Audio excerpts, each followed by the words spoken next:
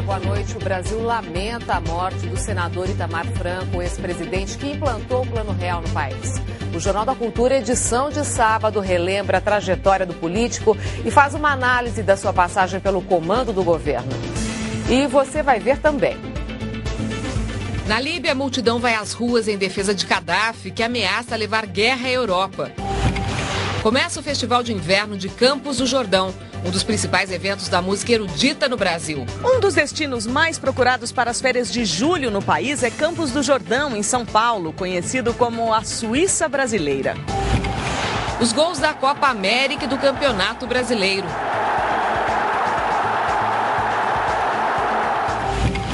Uma novata tcheca supera a russa Maria Sharapova na final de tênis de Wimbledon. Luxo, pouca emoção e mais escândalo. No dia da festa de casamento, a imprensa revela que o príncipe Albert de Mônaco terá que fazer novo teste de paternidade.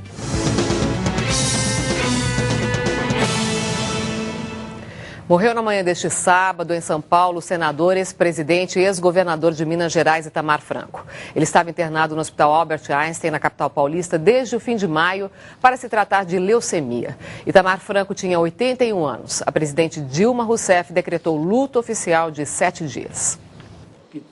O ex-presidente reagia bem ao tratamento da leucemia, mas no fim da semana passada piorou quando desenvolveu uma pneumonia. Ele passou o aniversário de 81 anos no dia 28 de junho, internado na unidade de terapia intensiva do hospital. Durante esta madrugada, sofreu um AVC, acidente vascular cerebral, e às 10h15 da manhã faleceu. O senador Eduardo Suplicy foi até o hospital no começo da tarde. Eu sinto pena de estar vindo aqui agora ao Albert Einstein, tendo sabido agora de manhã de que ele faleceu, infelizmente. O corpo do ex-presidente será transferido na manhã deste domingo para a cidade de Juiz de Fora, onde será velado na Câmara Municipal. Na segunda-feira, seguirá para a sede do governo mineiro, o Palácio da Liberdade, em Belo Horizonte, para um segundo velório. Depois, o corpo será levado para a cidade de Contagem, onde será cremado.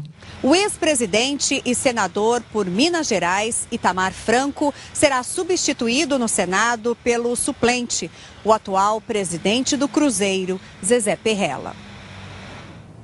Itamar Franco era engenheiro civil de formação, mas se notabilizou na política. Conheça agora mais detalhes da trajetória do ex-presidente. Itamar Franco nasceu dentro de um navio em Salvador, mas foi em Juiz de Fora, no interior de Minas Gerais, que viveu uma infância humilde, ajudando a mãe a entregar marmitas. O pai morreu de malária antes de seu nascimento, mas apesar da vida pobre, ele não deixou de estudar e se formou em Juiz de Fora. E uma curiosidade: Itamar chegou a ser jogador de basquete, mas sua altura, 1,76 m, não ajudou muito e logo o esporte profissional ficou de lado. A política veio logo depois de formado, mas o início da carreira foi difícil. Chegou a concorrer como vereador e vice-prefeito da cidade, sem êxito.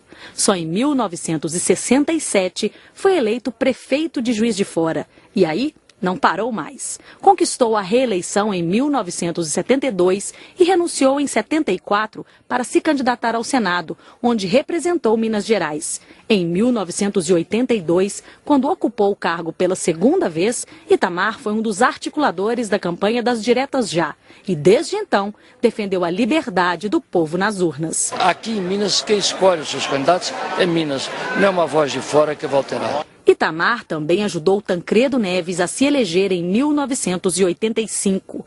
Tentou o governo de Minas Gerais 2 anos depois, mas acabou não conseguindo chegar ao Palácio da Liberdade. Derrotado, voltou ao Senado em 1987 para cumprir o 3º mandato. Um ano depois, se uniu ao então governador alagoano Fernando Collor de Mello para conquistar a vice-presidência da República.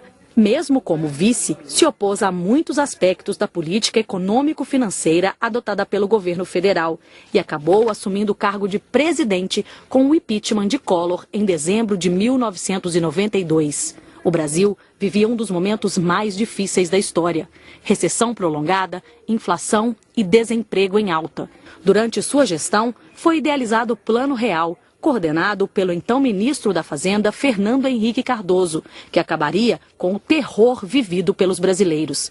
Também foi Itamar quem assinou a Lei dos Genéricos e a Lei Orgânica de Assistência Social, que permitiu transferir renda da União para programas sociais em todo o Brasil. Em 1998, tornou-se governador de Minas Gerais. No mandato, renegociou dívidas do Estado e vetou a venda da estatal CEMIG para a iniciativa privada.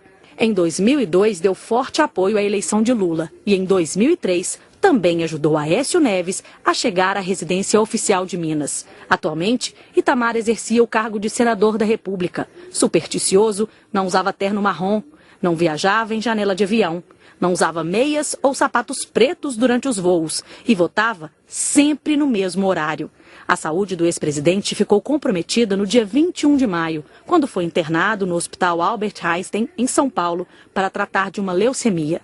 Segundo boletins médicos, Itamar reagiu bem ao tratamento, mas no último dia 27, na véspera de completar 81 anos, precisou ser transferido para a UTI da unidade, porque havia contraído uma grave pneumonia. Nascido no dia 28 de junho de 1930, Itamar Franco era separado e deixou 2 filhas. Daqui a pouco, ainda nesta edição, mais informações sobre a morte do ex-presidente Itamar Franco. Milhares de pessoas se reúnem no centro de Trípoli, na Líbia, em apoio ao governo do coronel Muammar Gaddafi. Em mensagem pelo rádio, Gaddafi desafiou as potências ocidentais e prometeu aplicar uma política de olho por olho e dente por dente em relação aos ataques sofridos pela Líbia.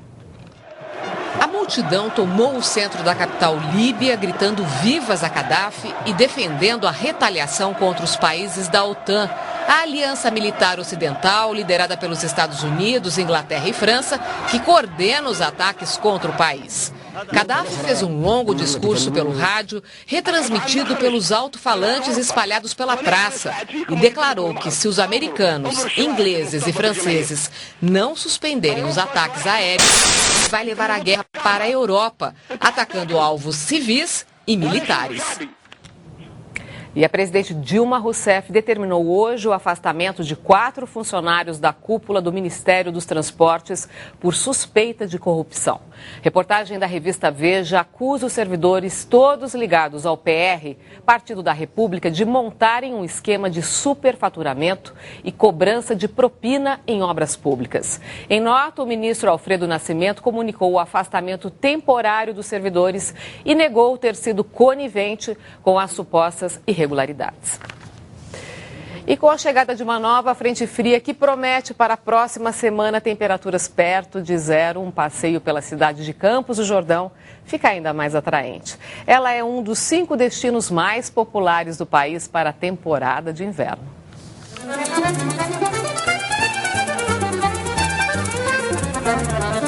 O Morro do Elefante é ponto obrigatório para apreciar a vista que é cartão postal de Campos do Jordão. A arquitetura importada dos Alpes revela por que a cidade é conhecida como Suíça brasileira.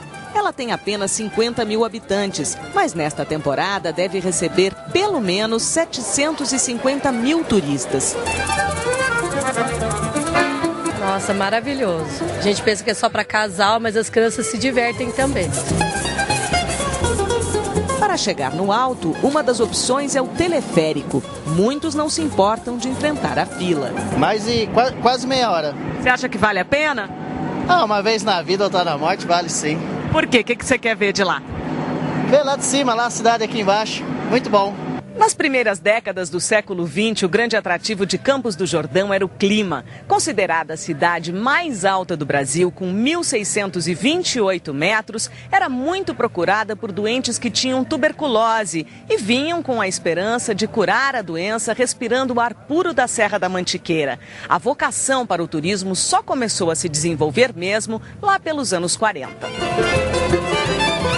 O bairro mais badalado, o Capivari, concentra lojas e restaurantes. As delícias locais também estão nas ruas. É época de levar pinhão para casa. É o fruto da araucária, árvore ameaçada de extinção típica de locais de altitudes. Neste bosque, a 5 minutos do centro, ela é a estrela do arborismo. Uma emoção atrás da outra aqui, né? Mas está bem divertida. E para quem gosta de música, tem o Festival Internacional de Inverno de Campos do Jordão até o dia 24.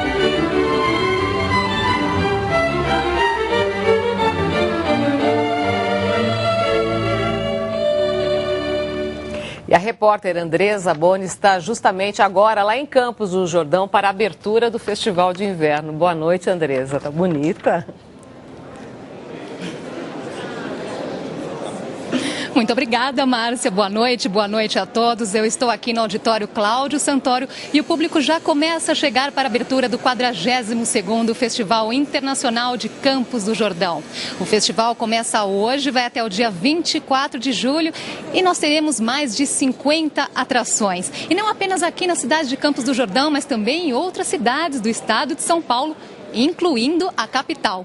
O tema deste ano é contrastes, o que significa diversos estilos musicais dentro de uma mesma época ou ainda diferentes fases criativas de um mesmo compositor. Daqui a pouco, como acontece todos os anos, nós teremos o concerto da USESP, a Orquestra Sinfônica do Estado de São Paulo, que esta noite está sob comando do badalado maestro Pinhas Zuckerman. Eu espero você logo depois do Jornal da Cultura, no 42º Festival Internacional de Inverno de Campos do Jordão. Márcia. Obrigada, Andresa. E a morte do ex-presidente Itamar Franco deixa vazio político, afirmam representantes de vários partidos. E mais, novas revelações sobre o casamento do príncipe de Mônaco e a noiva que chegou a pensar em desistir dias antes da cerimônia.